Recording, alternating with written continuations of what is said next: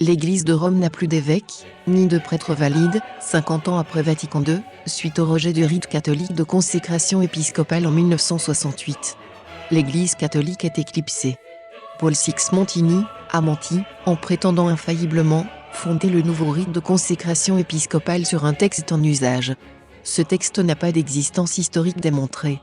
Documentaire réalisé par des chercheurs indépendants sur la base des travaux publics du site de Aurore Sanctifica.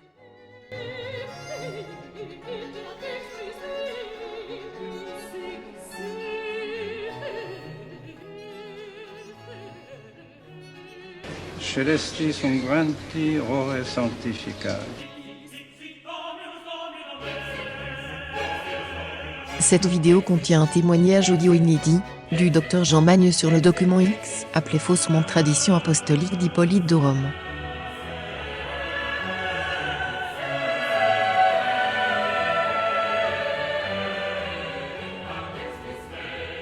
Cette pseudo-tradition sert de base au nouveau rite de consécration épiscopale, selon la Constitution apostolique Pontificalis Romani, promulguée par Paul VI Montini le 18 juin 1968.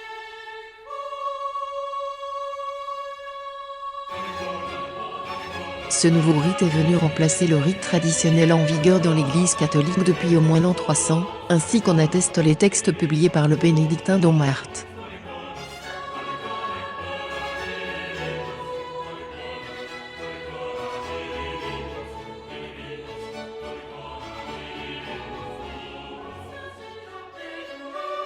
Nous allons présenter une série de portraits de quelques clercs, qui ont gravité dans le milieu de la réforme de 1968 et de la prétendue tradition apostolique.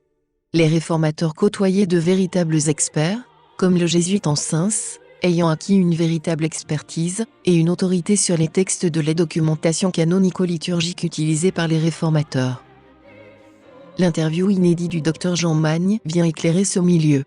Le Dr Jean Magne a côtoyé Don Bott, s'est opposé à lui, et a connu à Rome plusieurs des protagonistes de cette mouvance liturgique. Jean Magne, prêtre, docteur en Sorbonne en 1974, naquit le 20 juillet 1910 et mourut le 19 avril 2009. Ordonné prêtre avant 1933, il suivit à Rome un cursus d'études orientales, apprit le syriaque et le guèze, une langue liturgique éthiopienne. Il fréquentait les principaux acteurs du milieu liturgique. Oui, je lis le syriaque, j'ai même rétabli le fameux anaphore Adé et Marie. J'ai appris le syriaque, voilà.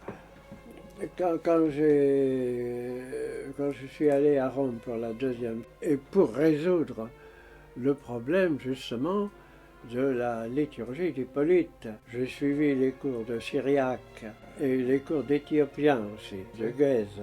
Après avoir quitté Rome en 1959, il fut réduit à l'état laïque dans les années 60. Moi j'ai été élève, je pratique aux études, je suis diplômé de l'école aux études. Vous comprenez, j'étais à ce moment-là, j'étais donc collaborateur technique à l'Institut d'études sémitiques fondé par M. Dupont-Sommer. Document de Qumran, oui, exactement. Et Dupont-Sommer avait été pendant 1 an mon professeur d'hébreu au séminaire d'ici. Il fallait gagner sa vie. J'ai d'abord travaillé dans l'industrie, mais j'étais resté en relation avec lui pendant que j'étais curé à la chapelle en Serval. Devenu collaborateur technique à l'Institut d'études sémitiques, fondé par M. Dupont-Sommer à l'École pratique des hautes études, EPHE. Il soutint en 1974 une thèse, à Paris 4 au Sorbonne, sur tradition apostolique sur les charismes et diataxéisme des saints apôtres, devant Henri-Irénée Marot. Docteur en sciences religieuses, il fut le contradicteur de Don Bott. Ses travaux furent confirmés et développés par d'autres universitaires. Le cardinal Augustin Béat, né en 1881 et mort en 1968, jésuite allemand, théologien et bibliste, fut un des acteurs majeurs de la subversion à la tête de l'Église. Le noble polonais, le père Włodzimierz Dąchowski, né en 1866 et mort en 1942, supérieur général des Jésuites, envoie le père Béat enseigner à Rome en 1924, à l'université pontificale grégorienne. Le jésuite Béat rejoint l'Institut biblique pontifical en 1928 et se spécialise dans l'exégèse de l'Ancien Testament, puis en devient recteur de 1930 à 1949. Il crée la faculté des sciences de l'Orient ancien. L'affaire de la condamnation d'un exégète alsacien positionne le père Béat en gardien de l'orthodoxie romaine et le conforte en recteur antimoderniste de confiance pour la papauté.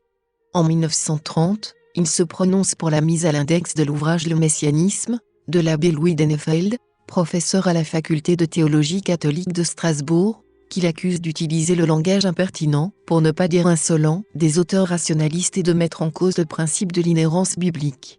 En citant l'exégète alsacien, « La vraie portée du messianisme n'est saisissable qu'à la lumière de la révélation du Christ. » Fouillou commente en 2012. Inacceptable pour un juif, cette conclusion n'aurait pas dû susciter la critique d'un point de vue chrétien. Selon un extrait de la Revue des sciences religieuses, dans son numéro 86 au 4e trimestre. Ensuite de crédibiliser le père Béat, au-delà des errements modernistes de l'abbé Dennefeld, n'a-t-elle pas visé à écarter une affirmation chrétienne du messianisme? L'abbé Dennefeld put continuer à enseigner.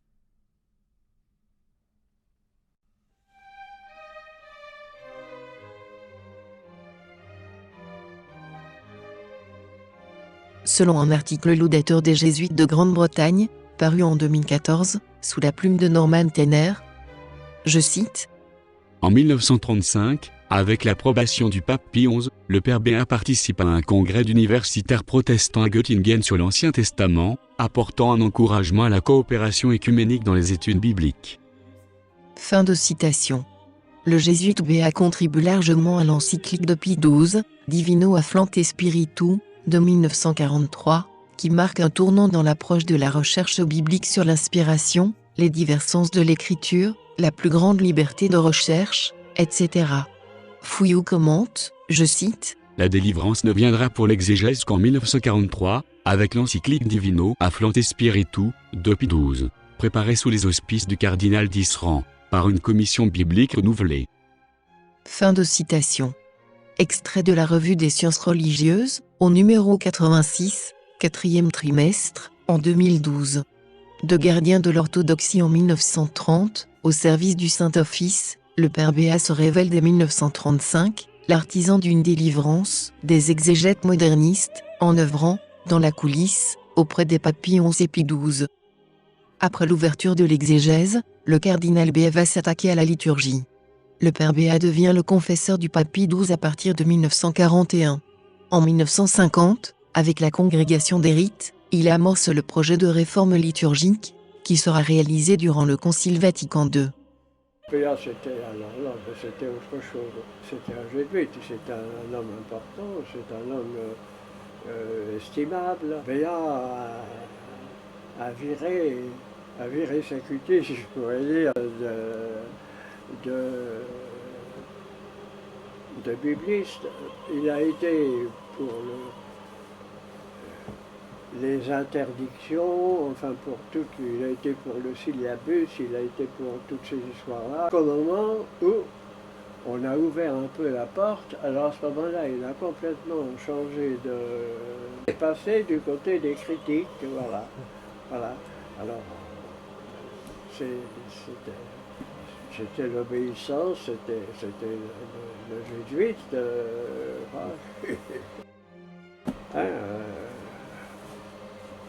qui est fait pour défendre le pape et pour soutenir l'Église. Il a fait son métier. Jean Magne a bien perçu le retournement du jésuite, mais, semble-t-il, n'a pas perçu que le père Béat lui-même œuvrait dans l'ombre, depuis les années 30 et peut-être les années 20, à ouvrir la porte. Le rôle directeur et occulté du cardinal Béat fut révélé en 2002 par le père J. dominicain. Je cite, « À mon avis, le père Béat joua un rôle important, pas du tout affiché vis-à-vis du public, mais en contact direct avec le pape, dont on dit qu'il était le confesseur. Peu après 1950, Monseigneur Wagner, responsable de l'Institut liturgique de Trèves, m'avait averti que le père Béat était le meilleur contact possible avec la commission pour la réforme liturgique. » Fin de la citation du bulletin de la liturgie du 4e trimestre de 2002, en page 745. Je cite à nouveau. « Je me rappelle qu'un soir, à Rome, en En 1956, des religieux américains m'annoncèrent que le cardinal Spellman de New York arrivait le lendemain, et qu'il allait demander au pape la dispense de la vigile pascale, pour son diocèse. Le lendemain matin, je téléphonai cette information au père Béat, qui se mit à rire en me répondant « Le cardinal connaît le pape, mais le pape connaît aussi le cardinal », et, quelques jours plus tard, je lis dans l'Osservatoire Romano, que le pape avait accordé, au diocèse de New York, un délai d'1 an, afin qu'il se prépare plus efficacement à célébrer la vigile pascale. Extrait de cette même revue, en pages 745 et 746. Le cardinal Béat fut également le grand architecte de l'écuménisme à Vatican II. Jean XXIII Roncalli le crée cardinal en décembre 1959 et lui confie la tâche de créer un réseau d'observateurs non catholiques qui participeront au Concile Vatican II. C'est au bibliste et exégète Béat qu'il confie la tâche de travailler et de présenter le texte sur les relations avec le judaïsme, qui devient la 4e partie de la déclaration Nostra Aetate. Ce texte est approuvé avec le reste de la déclaration en 1965. Il devient ensuite le premier président du Conseil pontifical pour la promotion de l'unité des chrétiens. Dans le numéro 946 de la France catholique du 15 janvier 1965, le cardinal Béat présente le décret sur l'écuménisme. Le cardinal Béat va devenir l'artisan de l'ouverture finale au tenant du sacerdoce d'Aaron. L'œuvre de subversion, réalisée par ce jésuite protégé, présente un bilan désastreux pour l'Église du Christ. Le cardinal Béat aura donc fermé la porte, en 1930, à l'étude du messianisme contredisant la synagogue. Il aura œuvré discrètement au travail commun avec les exégètes protestants, en 1935, puis fait libérer l'exégèse moderniste dans l'Église, en 1943. Il aura préparé, dès 1950, la réforme de la liturgie, qui allait abandonner le rite du sacre épiscopal, selon le sacerdoce de Melchisédek, et protestantiser la liturgie romaine. Il aura ouvert la voie à l'éradication du sacerdoce catholique, et à son remplacement par un pseudo-sacerdoce de type anglican, possédé par l'esprit hégémonique.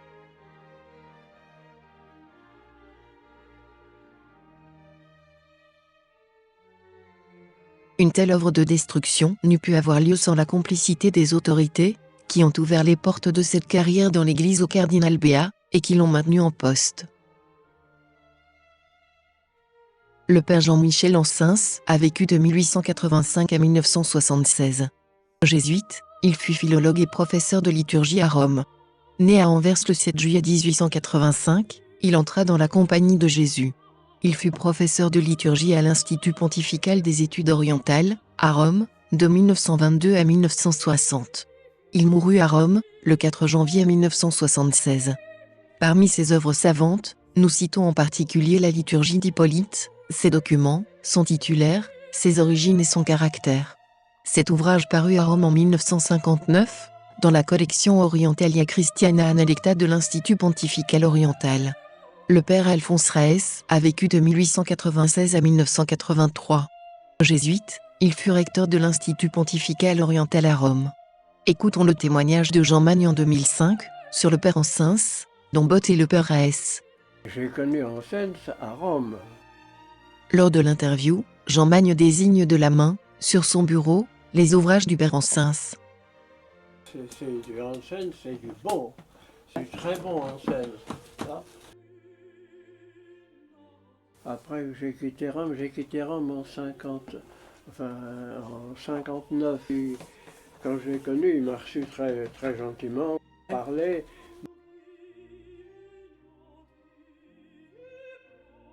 Oh ben, je ne sais pas si le père Ansens personnellement s'entendait avec Don Bott. Je ne pense pas qu'il devait s'entendre avec Don Bott. En tout cas, il y a quelqu'un qui ne s'entendait pas du tout avec Don Bott. C'est le père Raas. Né à Anvers le 7 juillet 1885, Alphonse Raes entra dans la Compagnie de Jésus en 1915 et fut ordonné en 1928. Après une année de russe à Vilna, sur demande du père Ledokowski, général des Jésuites, il suivit les cours du père Ansens, à l'Institut pontifical oriental, en 1930. Docteur en sciences ecclésiastiques orientales en 1932, il y enseignait ensuite, pendant 40 ans, la liturgie des églises orientales. À partir de 1936, après que Pie XI ait nommé le cardinal Tisserand à la tête de la Congrégation pour les églises orientales, le père Raes collabora avec lui et le père Cyriaco Kojolewski. Ils éditèrent les livres liturgiques orientaux. En 1957, il devient recteur de l'Institut pontifical oriental et, en 1962, il sera nommé pro-préfet de la Bibliothèque Vaticane. Qui était à ce moment-là professeur à l'Institut oriental et qui s'occupait particulièrement de la liturgie et qui avait fondé une collection de textes liturgiques, de tous les textes liturgiques anciens. Non, il ne s'entendait pas avec Dambot, qui avait un caractère... vous verrez là-dedans, je me fais traiter de voyante extra-lucide. Oui, enfin, je pourrais le trouver, d'ailleurs, c'est dans ma bibliographie. Je donne la bibliographie... Né à Charleroi en 1893, Henri Bott entra au monastère bénédictin du Mont-César en 1912. Après des études bibliques et des langues orientales, il fut appelé par son père abbé, dont Bernard Capel, à le seconder dans l'enseignement de la liturgie. Il s'orientera vers l'histoire de la liturgie romaine ou d'Orient. Il s'associa à la fondation de l'Institut supérieur de liturgie de Paris et le dirigea de 1956 à 1963. Il publia une édition du canon romain de la messe, et en 1963, en Allemagne, un essai de reconstitution de la tradition apostolique d'Hippolyte de Rome. Il joua un rôle clé dans le groupe 20 du Cétus de 1966 à 1968 pour la réforme des rites d'ordination, tout particulièrement celui de la consécration épiscopale, pour lequel son essai de reconstitution de 1963 fut utilisé. Il mourut à Louvain en 1980. Question à Jean Magne. Il travaillait avec qui, Dambot? Il travaillait seul? Oui, il était Dambot, l'histoire de Dambot, c'était un caractériel. Il y a eu, d'abord il était donc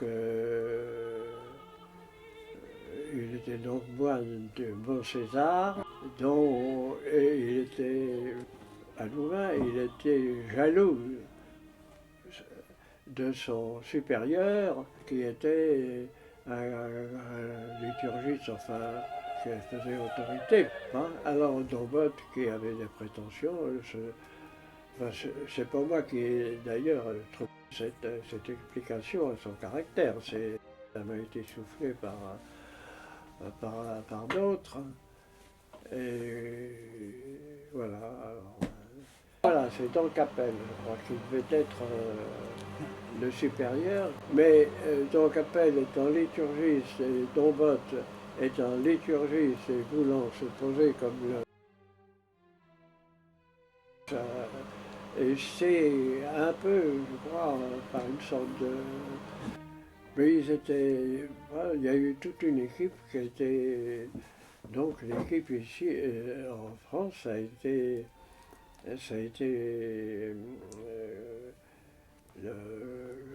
l'équipe qui a fait la Maison Dieu, opposée à tout ce qui n'est pas lui. Question à Jean Magne.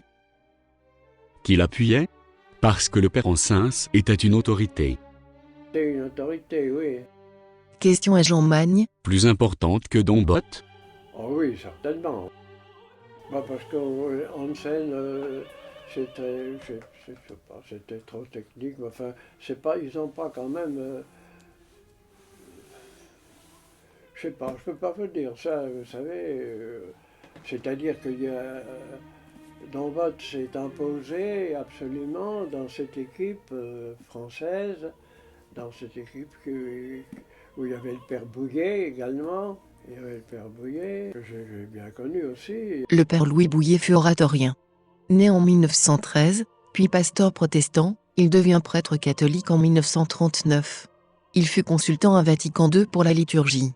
Il écrira une lettre cinglante sur la prétendue tradition apostolique d'Hippolyte, dont il dit qu'elle deviendrait 20 ans plus tard, je cite, la risée des savants, fin de citation. Le 14 avril 1966, le père Louis Bouillet de l'Université Notre-Dame dans l'Indiana, États-Unis, a un confrère.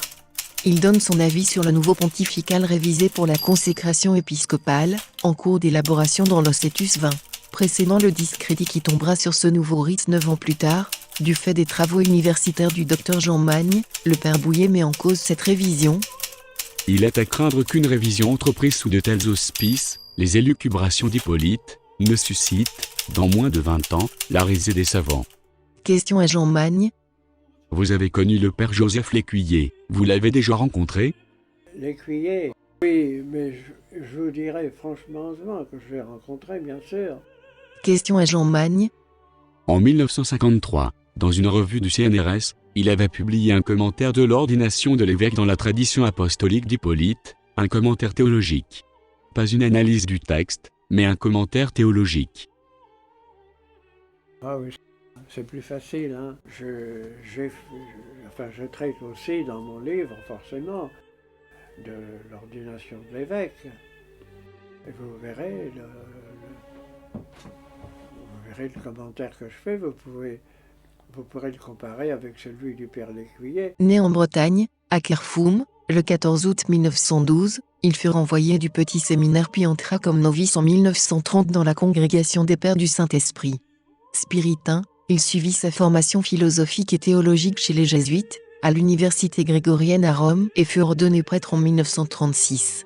Il présentera en 1939 sa thèse de théologie à la grégorienne sur le sacerdoce du Christ au ciel, d'après les premiers commentaires de l'Épître aux Hébreux. Très vite, en 1938, il fut promu directeur du séminaire français de Rome.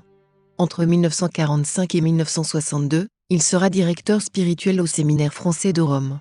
Il publiera divers ouvrages sur le sacerdoce, Abraham, Notre Père, 1955, Prêtre du Christ, 1957 et le sacerdoce dans le mystère du Christ, 1957. Il publie des articles théologiques épiscopat et presbytérat dans les écrits d'Hippolyte de Rome, 1952, et la grâce de la consécration épiscopale, 1953, dans la revue des sciences philosophiques et théologiques, avec le concours du CNRS. De même, avec le CNRS, le sens des rites d'ordination d'après les pères, 1960. Ainsi, le père L'Écuyer se soustrait au contrôle de ses écrits par un nihilpotest et un imprimatur. Il puise dans les écrits de Théodore de Mopsueste, 350, 428, et de Théodora de Cire, 393, 457. Or, la christologie de Théodore de Mopsueste a inspiré l'hérésie du nestorianisme et ses écrits furent condamnés, 125 ans après sa mort, en 553 au deuxième concile de Constantinople. L'ère de Théodore de Mopsueste, Théodore de Cire, fut impliqué dans la défense de Nestorius et dut souscrire plus tard à un anathème contre la doctrine attribuée à Nestorius. Dans son article de 1952, le père L'Écuyer reprochera à Dombonne de ne pas avoir souligné le sens précis du Spiritus Principalis en 1946. Vous trouverez un exposé complet sur cette question dans la Notitia 4 de Rore Sanctifica. Voir le premier volume du tome 3 paru en 2015 aux éditions Saint-Rémy, ou télécharger la Notitia 4 depuis le site www.rore-sanctifica.org. De 1962 à 1967, le père L'Écuyer est procureur de la congrégation et de nombreux diocèses auprès du Saint-Siège. Désigné par Jean XXIII comme expert des commissions préconciliaires, puis du concile, le père L'Écuyer fit partie de la commission théologique, de la commission du clergé et du peuple chrétien, et de la commission des séminaires et des études. Il a en particulier collaboré avec le père Congar à l'élaboration du décret sur la charge épiscopale des évêques dans l'Église. Après le concile, il fut consulteur du Concilium pour la réforme de la liturgie, puis de la Congrégation pour la doctrine de la foi, de la Congrégation de l'évangélisation des peuples, et enfin de la Congrégation des rites. Au sein du Concilium, il interviendra dans le Cetus 20, auprès de Dombotte, pour faire accepter le nouveau rite de consécration épiscopale. Son intervention fut décisive. Le père L'Écuyer sera désigné pour présenter le 18 juin 1968, en salle de presse du Vatican, la prétendue Constitution apostolique, Pontificalis Romani, qui remplaçait l'ancien rite de consécration épiscopale par le nouveau rite invalide. Il collectera des critiques et des dénonciations contre Monseigneur Lefebvre, supérieur général de la Congrégation des Pères du Saint-Esprit, alimentant un dossier Lefebvre auprès de la Sacrée Congrégation des religieux, qui innocentera Monseigneur Lefebvre après sa lettre de défense du 28 décembre 1965. Elle ne retiendra pas ce que Monseigneur Tissier de Malray appellera un tissu de reproches ineptes, parfois malveillants ou calomnieux.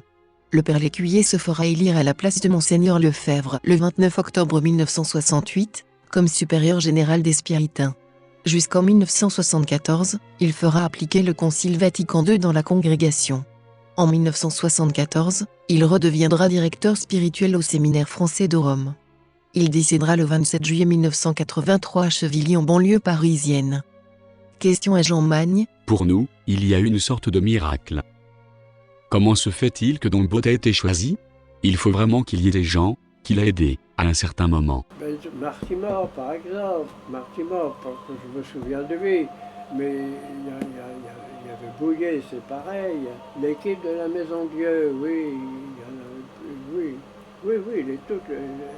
Ça a été fondé à cette époque-là, la Maison Dieu, n'est-ce pas? La Maison Dieu est la revue française d'études de la liturgie et des sacrements. Elle a été fondée aux éditions du Cerf, par le Centre de Pastoral Liturgique, l'ICPL, en 1945. De 1946 à 1948, le père Martimor, qui vécut de 1911 à 2000, exerça la charge de co-directeur du Centre de Pastoral Liturgique.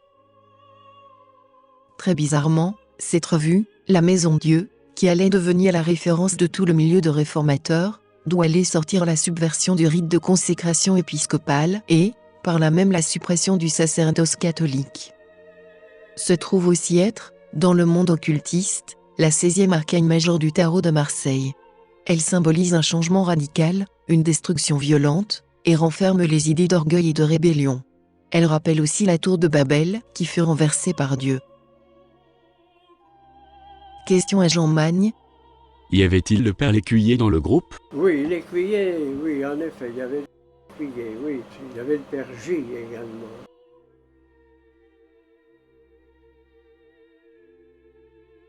D'abord, Don Bot n'était pas non plus un critique très ouvert. Il a pourtant été, je crois, professeur d'Ancien Testament parce qu'il était professeur de tout. Hein. Sans avoir lu quelque part ou l'avoir. Mais dans son couvent, il a dû être professeur d'Ancien Testament. Question à Jean Magne.